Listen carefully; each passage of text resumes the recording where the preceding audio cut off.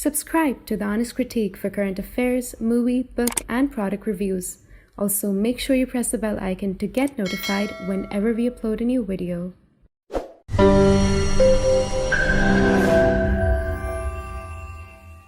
The views, information, or opinions expressed during the video series are solely those of the individuals and do not necessarily represent those of The Honest Critique and its employees. The following video contains strong language which may be offensive to some viewers.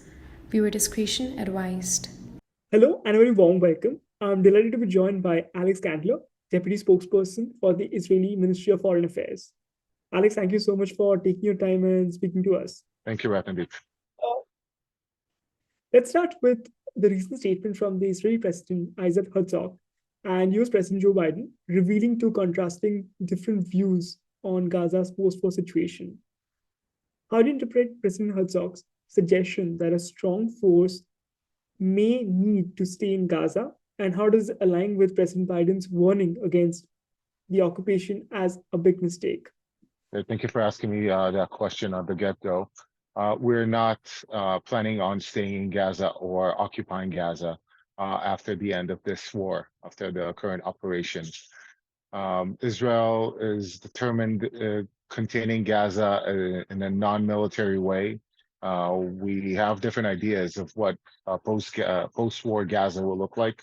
It could definitely look to be a demilitarized strip without Hamas rule.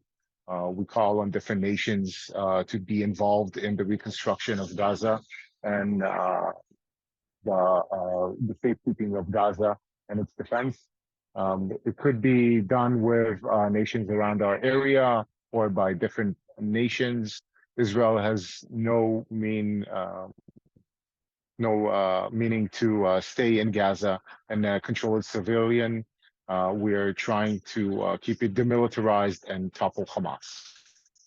The Israeli military recently searched Gaza's Al-Shifa hospital, claiming to have found weapons, while Hamas alleges that the evidence was completely staged. How do you assess the impact of such allegation on the ongoing conflict? And what implication could it have for the perception of military actions in the international community?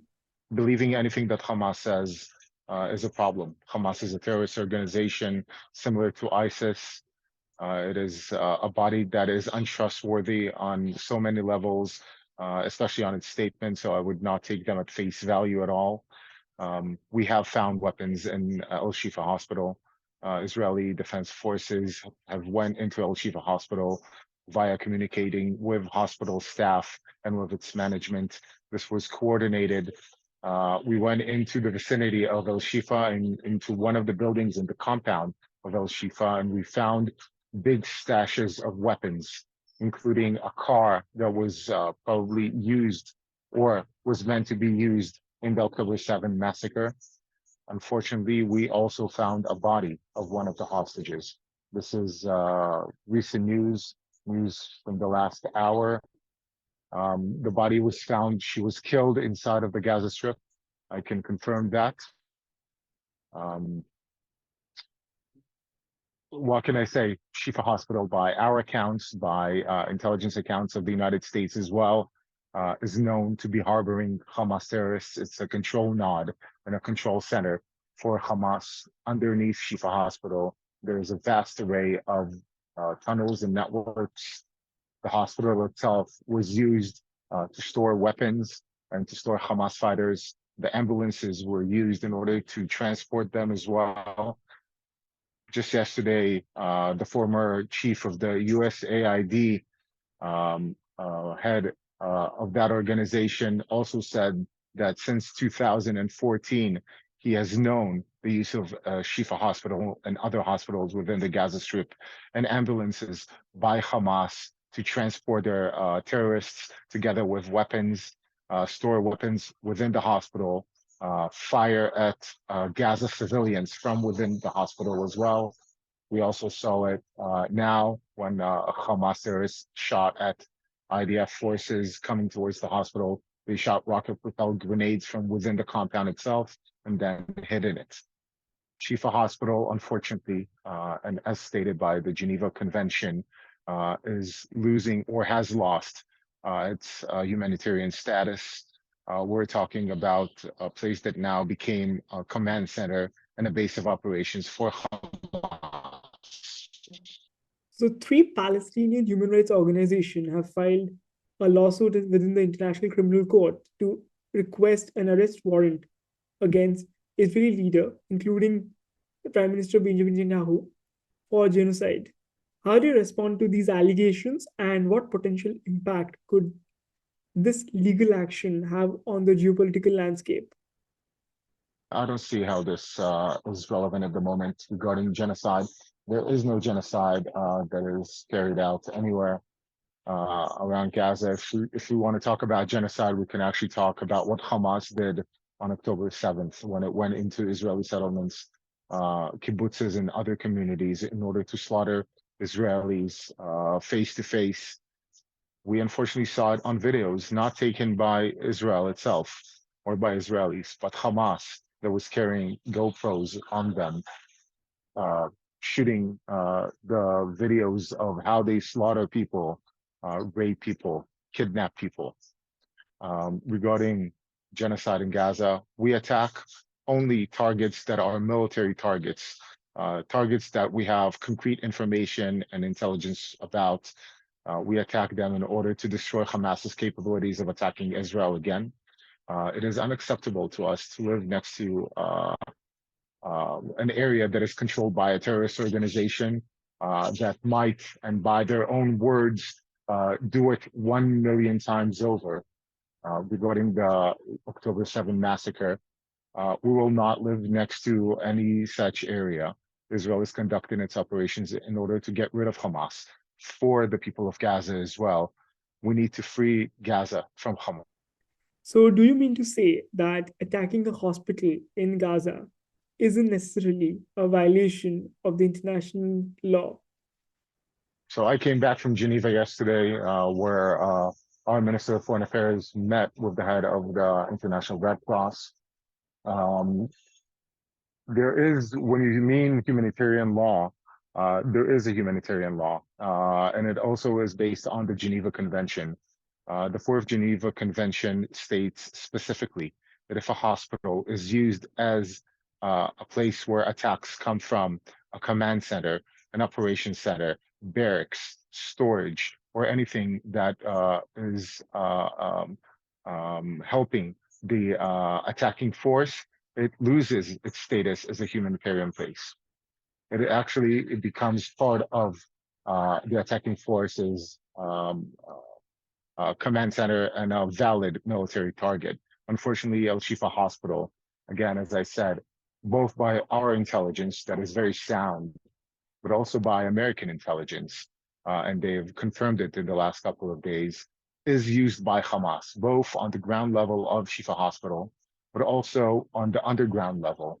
And I'm talking about the vast array of tunnels that is under El Shifa Hospital and is used by Hamas and was designed and built specifically for that use by Hamas. It is not used for medical purposes. It is only used for terrorist purposes.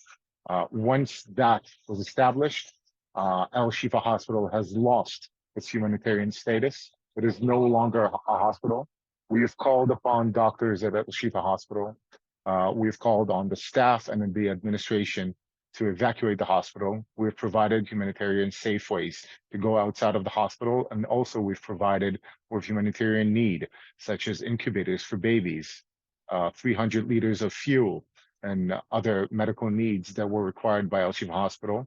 Unfortunately, Hamas is using part of that, such as the electricity, in order to build up its forces underneath the hospital and use the resources that the hospital has and its protection as a humanitarian place that it was in order to conduct attacks on Israel. The situation in northern Gaza is that the IDF is in full control. Hamas is effectively lost control over the north of the Gaza Strip. We are conducting military operations together with humanitarian corridors in order to evacuate civilians from that area. Unfortunately, Hamas was trying to stop civilians from leaving the northern part of the Gaza Strip. Regarding any diplomatic time frame, our diplomatic time frame relies on our ability to military stop Hamas in order to defeat it. So we are currently building on that. That is our main goal. Our main goal is to destroy Hamas, and our other main goal is to return the 240 hostages that are held currently in Hamas hands. As I said, unfortunately, we have located one such hostage that was murdered inside of the Gaza Strip before she arrived, or I'm sorry, after she arrived from Israel after she was taken. Um, in that sense, we're working with the international community, and we've seen that several countries have broken up relationships with Israel. But we're, on the other hand, are getting a vast array of dignitaries coming to Israel. Just today, we had 5 different missions that came to Israel. It is UNICEF, the Irish Foreign Minister, the European Union Foreign Minister, the Foreign Minister of Greece, and the Foreign Minister of Cyprus visited Israel, all in solidarity with our fight against terror. So in that sense, we see a great surge in support and solidarity to Israel. We feel that we can accomplish our missions, and the time frame is viable for our troops to operate. We're not counting back on anything. We're operating with full force, and also with the understanding that civilians must be protected. The United Nations Security Council recently called for urgent and extended humanitarian pauses in fighting for sufficient number of days to allow aid access. How do you perceive the significance of this resolution, especially in terms of the effectiveness of a military operation in Gaza? And do you think it plays in addressing the immediate humanitarian needs that Gaza will probably have? Well, we try to address the humanitarian needs in Gaza every day. We have several truckloads that are coming through the Rafah crossing through Egypt into the Gaza Strip. There's no problem with food, water, electricity, medicine in the south of the Gaza Strip, where we have established a humanitarian zone. Regarding the other operations, we continue to conduct them. We continue to, unfortunately, if we have a humanitarian pause, or as some call it, a ceasefire, what will happen next is Hamas will arm itself, reposition itself, and will be able to operate stronger against the IDF. We are conducting our humanitarian operations during the fighting. We try to allow civilians to evacuate to the south of the Gaza Strip, to the south of Wadi Gaza. Most civilians have done so. The UN Security Council's resolution, I understand that we look at it and we see it, but at the end of the day, we understand that our fighting force cannot allow for Hamas to rearm and regroup in order to attack back, and thus endanger more Israeli civilians and Gaza civilians. With the domestic pressure mounting for the release of hostages, what's the government action plan to deal with the crisis while carrying out the offensives? First of all, the offensive in Gaza is a part of that mission as well.